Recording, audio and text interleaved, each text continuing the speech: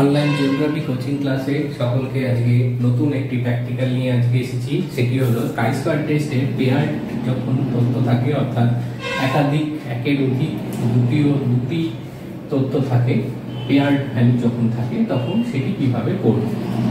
তো পূর্ববর্তী ক্লাসে আমি সিঙ্গেল ডেটা দিয়ে কিভাবে কাই স্কয়ার টেস্ট করতে হয় সেটি দেখিয়েছি। তো আজকে পেয়ার্ড ডেটা দিয়ে, অর্থাৎ পেয়ার্ড যে ডেটাগুলো থাকে সেগুলোর সাহায্যে কিভাবে আমি কাই স্কয়ার টেস্ট করব সেটি দেখাচ্ছি। তো এখানে একটি কথা বলা আছে, যে অঙ্কটা দেয়া আছে সেটি হলো result of 250 female and mail candidates are given in the table. Test the significance of capability for passed in the examination, female and male.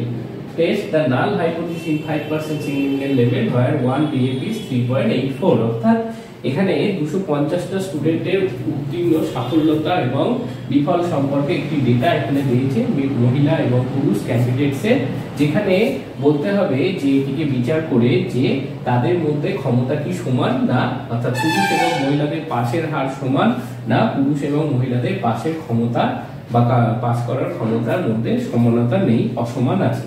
তো তার উপর নির্ভর করে আমি এখানে দুটি ডেটা তৈরি করেছি, দুটি হাইপোথিসিস। প্রথম hypothesis, the capability of female and male candidate আর সেম, অর্থাৎ পুরুষ এবং মহিলাদের ক্ষমতা এখানে পড়াশোনার ক্ষেত্রে সমান আছে।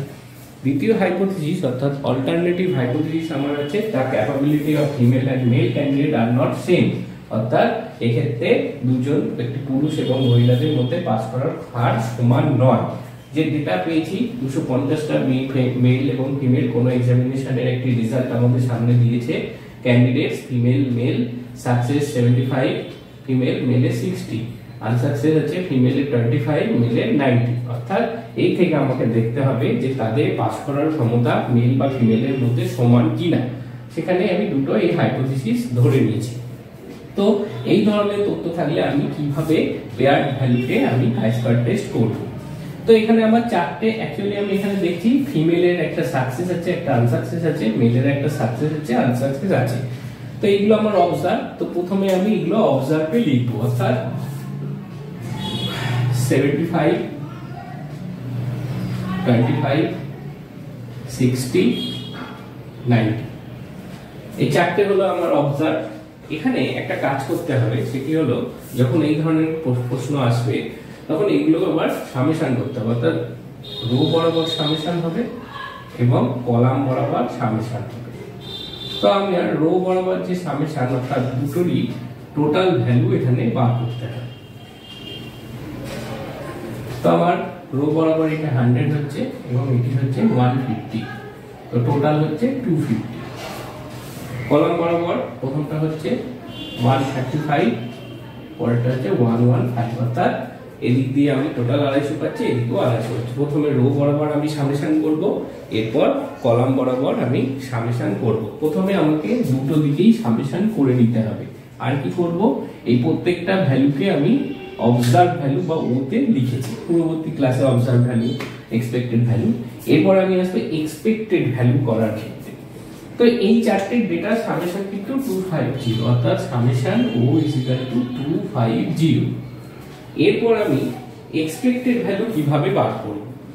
এক্সপেক্টেড ভ্যালু নির্ণয়ের ক্ষেত্রে প্রথমে কি করতে হবে, প্রথমটার ক্ষেত্রে অর্থাৎ যে অবজার্ভ ভ্যালু 75 ফিমেল সাকসেস, তার এক্সপেক্টেড ভ্যালু হবে এই রকম, অর্থাৎ এই কলামের টোটাল 135 ইনটু এই রো এর টোটাল, অর্থাৎ যে ফিমেলের সাকসেস আনসারের টোটাল, অর্থাৎ ইনটু 100 বাই টোটাল কত 250, এই হবে এর ফর্মুলা। অর্থাৎ এখানে আরো ভালোভাবে দেখায় 135 ইনটু 100, 135 যেহেতু 75 কে ধরেছি, তো 75 এর ক্ষেত্রে আমার এখানে কি হলো 135 টা টোটাল, অর্থাৎ সাকসেসের টোটাল এবং ফিমেল ক্যান্ডিডেটের টোটাল 100 ইনটু 100 বাই 250।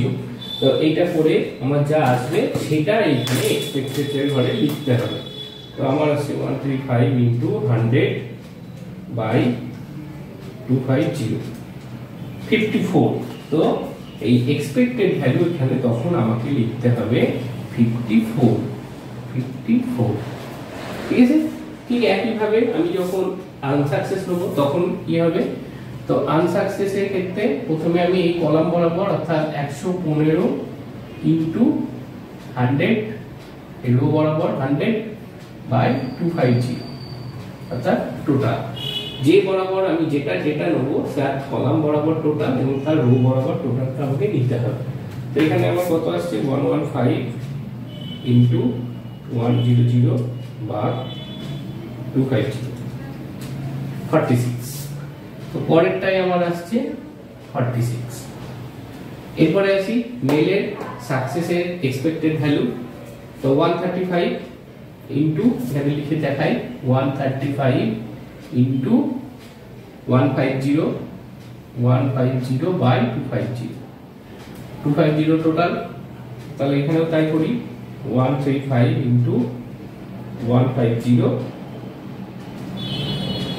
বাই 250 81। তো এখানে আমার হবে 81। এরপরে আসি পরেরটা তাই 90 115 ইনটু 150 115 ইনটু 150 ডিভাইডেড বাই 250 69। ঠিক আছে। তো আমি এইভাবে কিন্তু এক্সপেক্টেড ভ্যালু অর্থাৎ যে ভ্যালুটা আমি করতে চাইবো, যার এক্সপেক্টেড ভ্যালু বার করতে চাইবো, সেই অবজার্ভ ভ্যালুর কলাম বরাবর এবং রো বরাবর অর্থাৎ লম্বভাবে এবং অনুদৈর্ঘ্য টোটালের সাথে টোটাল ক্যান্ডিডেট অর্থাৎ এদের যে টোটাল আছে সেটাকে ডিভাইড করব ইনটু করার পর 135 ইনটু 100 বাই 255 115 ইনটু 100 বাই 250। এটা আনসাকসেসের জন্য এটা করেছিলাম। তো এইভাবে এক্সপেক্টেড ভ্যালুকে নির্ণয় করতে হয়। এরপরে কি করব ও মাইনাস ই অর্থাৎ 75 থেকে 54 মাইনাস করব 75 মাইনাস 54 21 আসছে 21 লিখব এবং এই স্কয়ার করব। স্কয়ার করলে পাশের ঘর হয়ে যাবে 441 এবং তারপরে কি আছে ও মাইনাস ই এর হোল স্কয়ার বাই ই হচ্ছে 54। তাহলে 441 ভাগ 54 কত আসছে 8.16। এখানে লিখে দিলাম 8.16। ঠিক একইভাবে আমি পরেরটাও করব 46 অর্থাৎ 25 মাইনাস 46 মাইনাস 21 আসছে। তাহলে এটা 441 হবে এবং এখানে আমি 46 কে ভাগ করব 441 ডিভাইডেড বাই 46 9.58 তারপরে একই রকম এবার 60 মাইনাস 81 তাহলে আসছে মাইনাস 21 অর্থাৎ মাইনাস সবই 21 এখানে আসছে এবং মাইনাস স্কয়ার করলে হয়ে যায় 441 প্লাস 441 এবং এটাকে আমি ভাগ করব 81 দিয়ে এক্সপেক্টেড ভ্যালু 5.44 নেক্সট 90 মাইনাস একই সেম বেরোবে 90 মাইনাস 69 21 তার হোল স্কয়ার হচ্ছে 441 21 তার হোল স্কয়ার 441 তো 441 বাই 90 কত বেরোলো 4.9।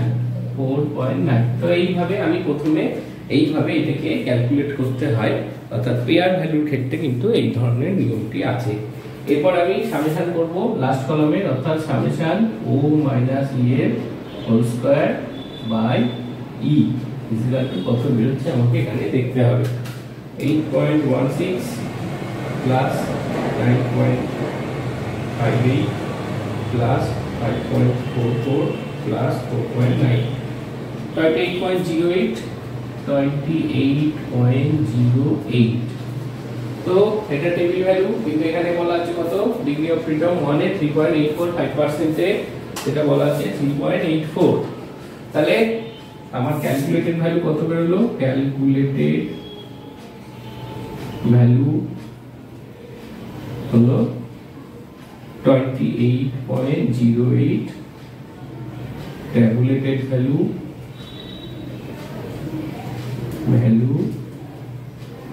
of 5% significant level 3.84 degree of freedom কত ডিগ্রি অফ ফ্রিডম কি আছে একটাই ডেটা n-1 অর্থাৎ দুটো ডেটাকেই male female n-1 2 - 1 is equal to 2 sorry 2 minus 1 is equal to 1, তাহলে 1 ডিগ্রি অফ ফ্রিডমে আছে ট্যাবুলেটেড ভ্যালু 3.84, যেটা ক্যালকুলেটেড ভ্যালু থেকে ছোট, অর্থাৎ ট্যাবুলেটেড ভ্যালু থেকে ক্যালকুলেটেড ভ্যালু বড় হয়েছে, সুতরাং নাল হাইপোথিসিস এখানে রিজেক্ট হবে। অর্থাৎ যদি আমি এটিকে আঁকি 5% এ আমাদের যে ডেটা এখানে বলা আছে 3.84, অর্থাৎ প্লাস 3.84 মাইনাস 3.84 এর মধ্যে যদি আমার অ্যানসার থাকতো তবে আমার এটা অ্যাকসেপ্ট হতো 5% সিগনিফিকেন্ট লেভেলে, কিন্তু আমার যেহেতু এটা তার অনেক বেশি 8.08, সুতরাং এটা প্রথম যে আমার হাইপোথিসিস,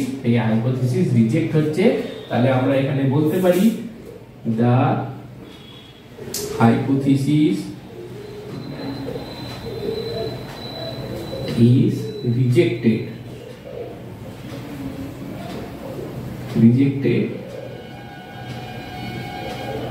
so the capability